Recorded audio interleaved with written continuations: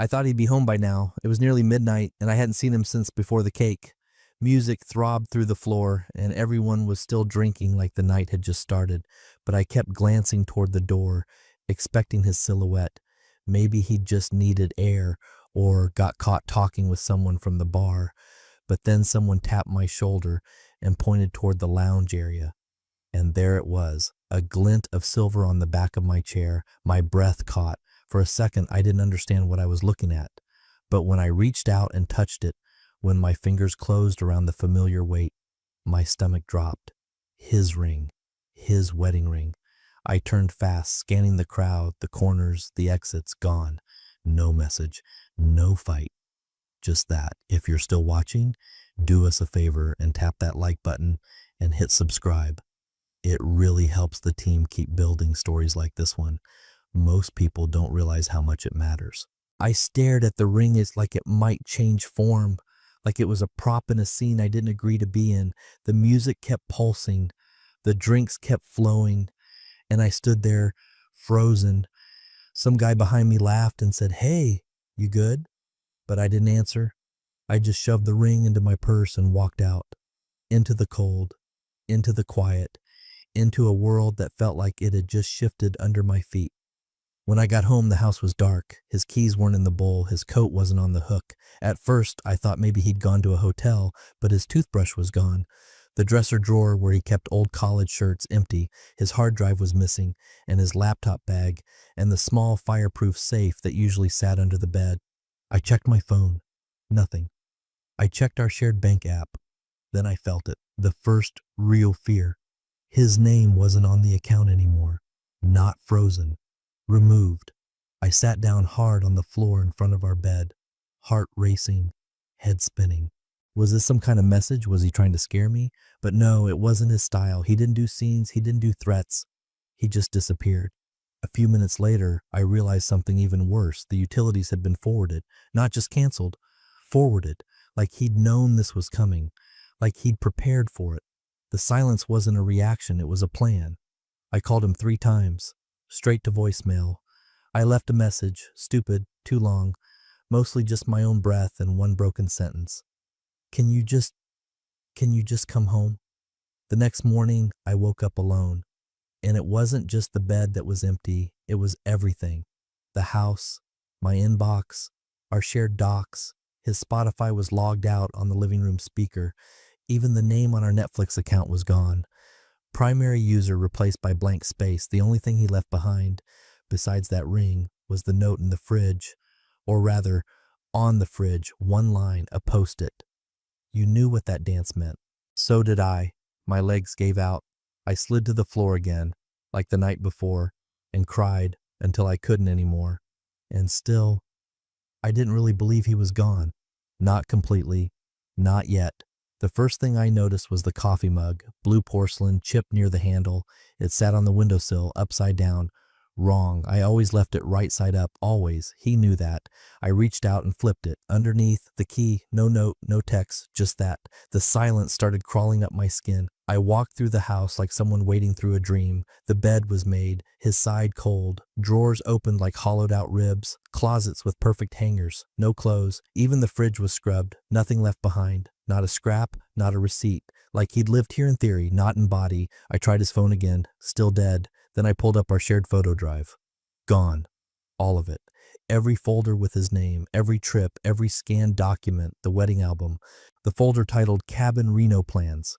I refreshed the page twice before it sank in. He hadn't just walked out. He'd vanished with surgical precision. I checked our joint checking account. My name was still on it. His wasn't. I checked our backup savings.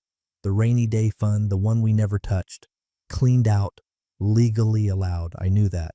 I'd seen the clauses when we signed. We'd agreed we could each move funds if the marriage ceased to be cooperative. A stupid term. I'd laughed at it. The laugh was in my throat now. Sour, dry. He hadn't even packed the car. No tire tracks. No neighbors saw anything. I texted Maya, his sister. Have you heard from him? She just replied with a single period, not even a full sentence. I called again. She declined. I opened his email account on the shared desktop. It was still logged in, My fingers trembled as I clicked, almost nothing left. A few promotions, one confirmation from a charter airline, no destination listed, just confirmed. Departure time 05:45. I checked the timestamp. He was in the sky before I even woke up. I ran to the closet and pulled out the shoebox we used to keep spare cash, old IDs, the odd passport photo. Empty, not even the thumb drive he kept with our scanned records. Then the dizziness hit, like I'd stepped out of time, like I was watching my own life from the ceiling. Who was I married to? I texted his college friend Marcus, technically our lawyer. Have you heard from him? He left. No response. But the message marked as read, that was when I knew. Marcus helped him. It wasn't a tantrum, it wasn't drama, it was coordinated, executed, like a legal extraction, like the end of a contract that had quietly expired and no one told me. I opened Instagram to post something, anything, proof that I wasn't spiraling, something funny, light, but the app asked me to re-log in, then it hit me, two-factor, I'd used his number, and just like that, it was gone too, rerouted, disabled. He hadn't just left. He'd designed his absence, like an engineer, like a ghost. I tried to get ahead of it. Of course I did. The morning after, I woke up to a pounding headache and 100 unread messages, screenshots, tags, clips from the party, the clip, me dancing, grinding on someone who wasn't my husband while my friends screamed with laughter in the background.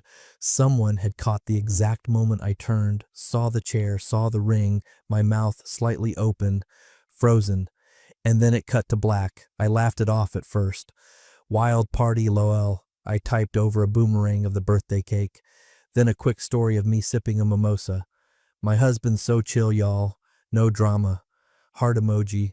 Shrug gif. I tried to control the tone, like it was all harmless, like we were just one of those ironic couples who joke through fire. But the DMs came fast. Was that really your wedding ring on the chair? Why would you do that on camera? Is he okay? Someone wrote, damn, this didn't age well, and attached a screenshot of our anniversary post from 3 months ago, him holding my hand on a lake dock saying, built on trust, not noise. I deleted the story, then posted another. Guys, seriously, it was a joke, okay? We're fine. Y'all really believe everything you see on the internet? Still, no response from him, no text, no call. My messages sat on delivered, never read. I tried WhatsApp, nothing. Email, bounced back. Instagram, gone, not just blocked, deleted. I stood in the living room, phone in hand, and said his name aloud just to hear it fill the space. It didn't help. Later that day, I called his parents. His mom didn't answer.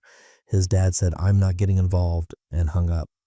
That's when it started, really started, to slip. I checked our smart home logs, the security cams, the entry history. His last unlock was at 4:21 a.m. Front door. Then the system rebooted at 4:24. Manual reset, all data wiped. The walls of the house looked the same, but something felt hollow. Like he'd peeled his presence out layer by layer until only the shell remained. Even the Wi-Fi password was changed. In a panic, I posted again, this time less cute, more desperate. Has anyone seen my husband? He left without a word. I'm worried. People noticed the shift. Comments turned sympathetic, then skeptical. Didn't you say yesterday he was so chill? Girl, what actually happened? I deleted that post too. Then the silence returned, only louder. I sat at the edge of our bed, scrolling through old photos, trying to hear his voice through memories. But all I kept hearing was mine, laughing at that party like nothing could touch me. It was touching me now, because somewhere between pretending and performing, I realized something chilling. He hadn't ghosted me. He'd evaporated. It took 3 days for the panic to override the shame. I filed a missing person report. I had to. I knew how it would look, but what else could I do?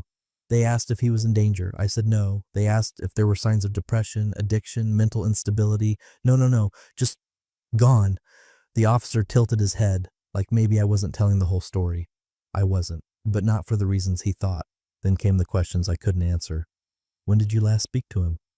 Was there a fight? Any recent travel plans? I said he'd gone to grab drinks, that I'd seen him at the party. I didn't say what he saw, what I did, what I let happen in front of him while I smiled like the world owed me applause. They took the report, gave me a number, no promises. So I paid for better ones. A private investigator named Drew met me at a quiet diner near the edge of town. He had the look of someone who'd seen too much and charged accordingly. I handed him photos, login histories, a copy of our old travel itineraries, even the voicemail I'd left that first night. He didn't flinch when I said off the grid, just wrote it down and nodded.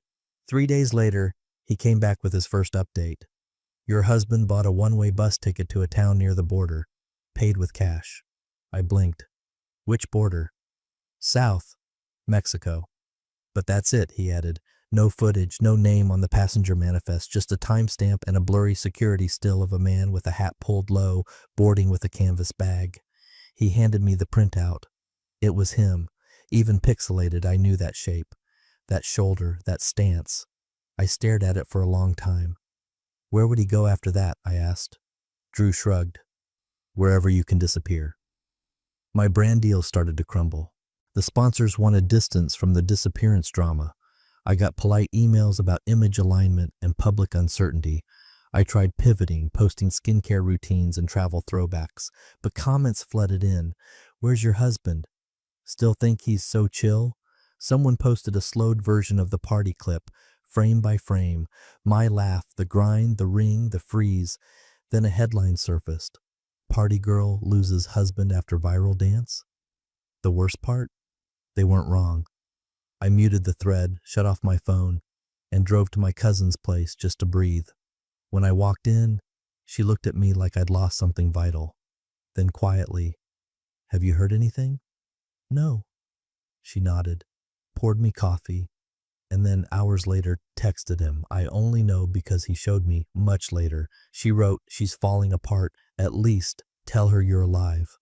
He never responded, not to her, not to anyone. I wasn't just losing him, I was chasing shadows. And he was 5 steps ahead, by design. Drew stopped calling after the 7th week. His updates had shriveled into sighs, awkward pauses, and invoices with nothing new to report. He'd checked every possible paper trail, followed dozens of phantom leads, even bribed a former border agent to search unofficial transit logs. All dead ends, all silence. He finally admitted it. Whoever helped him vanish knew what they were doing. I already knew that. Still, I kept digging on my own. Obsessively. I checked databases, called out-of-state hospitals pretending to be a sister, searched local obituaries with his birth date just in case he'd faked a death. My hands shook the day I walked into a morgue in El Paso, demanding to see a John Doe they'd found near the river. He was too tall, wrong jaw, but I still cried in the car after because I didn't know if I was relieved or devastated.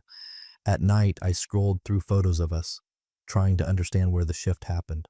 His smile in those pictures used to be mine, his gaze, his hands, but now all I saw was someone who had already decided. He didn't snap, he planned. I found out later he'd withdrawn his entire pension early, penalties and all, cleared it before the party, before the ring, before I ever even imagined I pushed him too far. I found a record of a land title transfer, our old cabin up north, the one we barely used. We used to laugh about fixing it up one day, retiring there with a dog. The deed had been moved quietly, months earlier, into a private holding trust. No beneficiary listed, no ties to his name anymore. He didn't just want distance, he wanted insulation. Even his work contacts refused to help. I reached out to Ben, his friend from procurement, no reply. To Erica in accounting, who used to text me for birthday ideas, she just said, sorry, I can't get involved. It hit me then. They weren't confused. They were protecting him. He hadn't run out of weakness. He'd walked away in strength. That was the moment dread crept into my bones. Not grief, not regret, dread. The kind you feel when you realize it's not a phase, not a tantrum, not something that can be fixed with a late apology or a desperate call. This wasn't him hiding. It was him choosing a life without me in it. He was somewhere else, intact, whole, rebuilding. And I was here, surrounded by echoes of a man who no longer existed, except in photos and questions I couldn't answer. The moment I saw it, I stopped breathing. It was one of those glossy outdoor magazines stacked next to the protein bars and overpriced neck pillows at a Hudson store in the Denver airport. I was killing time between connections, half scrolling, half wandering, not even really looking until the headline caught my eye. Veteran volunteers reclaim the wild, trail rebuilders of the Pacific backwoods. I don't know what made me flip it open, some idle instinct, some twist of fate. But I did, and it hit me like a punch to the chest. Page 32, a full-color spread. A man kneeling beside a young boy, handing him a pair of gloves and a worn hat. The background was all forest and mist and morning sun, like something out of a film. The man's beard was thick, streaked with gray. His hair was longer, shoulders broader, sunburnt, weathered. There was a scar on his forearm I didn't remember, but his eyes were the same. Focused, quiet, kind, and very, very far from me. I froze right there in the middle of the terminal, people bumping past, the sound of boarding calls in the background. My hands trembled so hard the magazine slipped once and I had to catch it. It was him. It was him, not dead, not in hiding, not suffering, just gone, gone and living. He had a new name in the caption, Daniel. No last name listed, just a note that he was one of the original volunteers who helped rebuild the mountain pass after the fires. They called him the guy who doesn't say much but gets it done. The article said he lived off-grid, came down every couple months to restock supplies, taught at-risk kids how to fix tools, pitch tents, read the sky. I stood there like someone had pressed pause on the entire airport. Then I bought 10 copies. The clerk didn't even blink, just slid them into a bag and said popular piece. Lots of folks really moved by it. Moved? Moved didn't begin to cover it. I sat near gate B42 and stared at that photo like it held answers to 4 years of questions. I tried to picture what his days looked like now. Did he cook over a fire? Did he keep a journal? Was that boy in the photo his? No, I would have heard, would have felt it somehow. But still, that thought sat heavy in my chest. He wasn't broken. He wasn't hiding in some motel room or spiraling or seeking revenge. He was healed, whole. The life I'd imagined us building, he'd simply built it without me. And the worst part? He looked happy. No fury, no grudge, just purpose. That night, I sat in my hotel room, all 10 magazines laid out on the bed, like evidence. I ran my fingers across the image, trying to trace the version of him I once knew, the one who'd left a ring on a chair without a single word. For 4 years, I told myself he'd disappeared to punish me, to make a point, but the truth burned colder than that. He hadn't vanished to hurt me. He had vanished to find himself. And he had. The road up was barely a road, more like a stretch of broken gravel winding through pine and fog. My phone lost signal 2 hours back. I didn't care. I had the map from the article, memorized every landmark, took the turn at the old ranger station, passed the creek where the article said they'd rebuilt a bridge, saw the faded sign, Camp Stillwater Trail Initiative. I pulled over, killed the engine, and just sat. There were voices in the distance, children's laughter, hammers tapping, the crackle of brush under boots. I stayed in the car for maybe 10 minutes, hand clenched around the magazine folded in the passenger seat before stepping out. The air was colder than I expected. I walked toward the clearing slowly, staying close to the tree line. The last thing I wanted was to ruin whatever he'd built by barging in. But I had to see him. Just once. I needed to know if the photo was real. If he was. Then, through a break in the trees, I saw him. Dirt on his shirt, hair tied back, hauling 2 crates toward a supply tent, boots sinking into the mud like it didn't bother him at all. He didn't look up, didn't even flinch when a kid ran up to him and said something I couldn't hear. He just smiled, handed the boy a sandwich, and kept walking. My chest twisted. He looked older, yes, but stronger too. Like the time apart had carved something into him that life with me never could. I stepped forward, and then he saw me. He stopped mid-step, the crate still in his hands. For a second, neither of us moved. The forest around us quieted, like it knew this moment didn't need sound. He set the crate down gently and walked toward me. Not fast, not slow, just deliberate. His eyes didn't leave mine. When he was close enough to hear my breath, I opened my mouth, and nothing came out. Then finally, "You left me."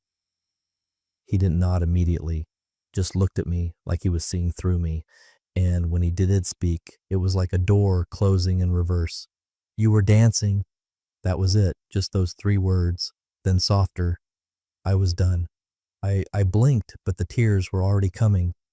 "You didn't even give me a chance to explain," I said. My voice cracked. He raised an eyebrow. "Explain what? That it wasn't what it looked like? That it was just a party? A joke?" My hands trembled. I didn't know what I was doing. I was drunk. It wasn't real. It was real to me. He didn't say it with anger. That was the part that hurt. There was no rage left, no heat, just fact. A wound long stitched and faded. "You made me into a stranger in a room full of people." he said quietly, and then laughed about it like I was in on the joke. I opened my mouth again, but this time I had nothing. I couldn't take it back, couldn't rewrite it, couldn't unmake that image of myself. I was scared, I whispered. He gave a small, almost broken smile. So was I. We stood there in silence, the trail bustling behind him, the old world collapsing behind me. And I knew deep in my bones that he hadn't waited for this. He hadn't hoped for closure. He hadn't imagined a moment like this. With tears and regret and apology, he'd already buried it. He'd come out of the trees, not to hear me, but to see if I'd come for war, to finally surrender to the truth. Traded everything for a laugh and a clip, and he'd left the whole version of me behind with that ring on a chair, and he'd never once looked back. I asked if we could speak alone. Oh, he shook his head once. Not this time. That's when Marcus stepped out from the tent behind him, casual as ever, still in hiking boots, a windbreaker, and that same damn leather-bound folder he used to carry back when he was just our friend who handled wills and vacation contracts. Now he looked like something else entirely, a line between past and present, between what I thought was still fixable and what had already been erased. We sat at a picnic table just outside the camp clearing. I kept fidgeting with my hands, my sleeves, anything I could move to avoid looking at either of them. He didn't speak, just nodded once, and Marcus opened the folder like a magician revealing a final trick. The first document was a copy of our prenup, signed, notarized, dated. The clause I'd skimmed over the morning of our wedding was highlighted. In the event of dissolution, all premarital assets, including properties, pension withdrawals, and sole trusts, revert to their original owner unless otherwise amended. Dissolution? I asked, heart already pounding. Marcus nodded. He filed a preliminary separation agreement 2 months before the party, legally recognized, not contested. You were notified via the P.O. box listed in your joint filing. I never checked it. That's not a legal defense, he said flatly. The next paper showed a time-stamped digital signature, mine, from a shared finance app we used to track taxes. Consent to restructure household assets was the header. I remembered clicking it, half watching a reality show, thinking it was just a minor refinance update. Below it was a note. Included in this digital acknowledgement is the dissolution of the shared account structure and transfer of title to existing secondary property holdings. I blinked at it. The cabin? Marcus nodded again. And the savings account. He moved his portion into a personal holding trust before the public incident. You had full digital access, per Clause 7B, which again is not a defense for non-participation. My throat tightened. This isn't fair. He didn't tell me. Finally he spoke. I didn't need to. You made your choice, he said softly, when you danced on camera and called it harmless. When you posted stories instead of asking if I was okay. When you let the silence stretch and assumed I was bluffing. Tears blurred the pages. But you could have just told me. I did, he said, eyes steady, with my ring, with my absence. You just weren't listening. I wiped my face. The table between us felt like a wall now, not a meeting point. Is there anything left? I asked, not even sure what I meant. Money, hope, history? Marcus flipped to the last page, a dissolution receipt, fully executed, 0 pending liabilities. No, he said, no fight, no insult, just a closed ledger. He picked up his coffee, black, lukewarm by now, and sipped it like he wasn't watching me crumble across the table. And I saw it, how thoroughly, how calmly he'd let go. I hadn't come looking for closure. I'd come hoping for weakness. But all I found was paper, process, and a man who no longer lived anywhere I could reach. It was supposed to be a small indie documentary, one of those niche series buried deep in the streaming platform's Society and Culture tab.